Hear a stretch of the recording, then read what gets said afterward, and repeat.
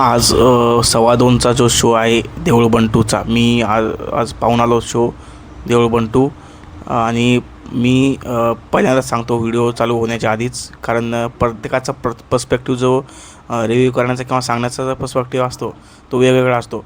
मी आज वेगळ्या पद्धतीने तुम्हाला सांगणार आहे. म्हणजे तुम्ही कोणाचे रिव्ह्यू ऐकले असतील किंवा नसते ऐकले हे मला माहीत नाही, पण माझा पर्स्पेक्टिव्ह थोडा वेगळा आहे. तर माझा मेन पर्स्पेक्टिव्ह हा आहे की हा पिक्चर सर्वप्रथम शेतकऱ्यांनी आणि मराठी माणसाने हा सर्वात प्रथम पिक्चर पाहिलाच पाहिजे. सर्वप्रथम मी सांगू इच्छितो की हा शेतकऱ्यांना का बरं सिनेमा पाहावा, कारण त्यामध्ये शेतकऱ्यांचे खूप मोठे पॉईंट उचलले गेलेले आहेत. तर तुम्ही बघसाल त्यावेळेस तुम्हाला कळेल की मी कोणत्या पॉईंटबद्दल बोलत होतो.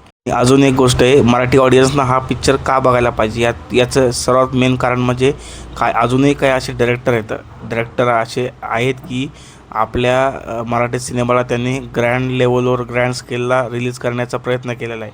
त्यामध्ये टॉप 3 माझ्या तरी नजरेमध्ये नाव आहेत. सर्वप्रथम मी म्हणजे माझं पहिलं नाव असेल महेश मांजरेकर, आणि सेकंड नाव असेल आपलं नागराज मंजुळे, आणि थर्ड त्यामध्ये आपले देऊळबंदचे डायरेक्टर जे त्यांनी बऱ्याच पिक्चर असे मोठमोठ्या ग्रँड स्केलवर नेलेले आहेत, प्रवीण तरडे.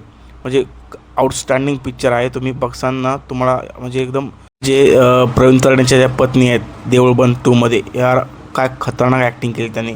तुम्ही फर्स्टपासून लास्ट स्टेजपर्यंत जर पिक्चर पाहिला तर पूर्ण ॲक्टिंग त्यांची झळकून दिसेल. आणि ॲज मोहन जोशी यांनी स्वामी समर्थांची तुम्ही पहिल्या पिक्चरमध्ये तर ॲक्टिंग पाहिलीच असेल.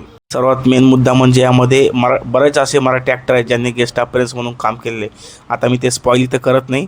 आणि जर अशाच रीतीने जर प्रत्येक मराठी ॲक्टरनं जर एखाद्या डायरेक्टरला सपोर्ट केला, पण कोणता पण पिक्चर एखादा मराठीला, तर खूप छान अशी म्हणजे मराठी इंडस्ट्रीला इतके पुढे जाण्याला एवढं हार्डवर्क करावं लागणार नाही.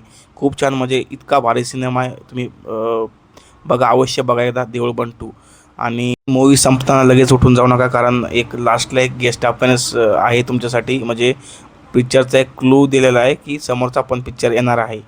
आणि त्याचं नाव नाही सांगत मी, तुम्हाला नाव लगेच माहिती होऊन जाईल. मी सांगता तुम्हाला नाव माहिती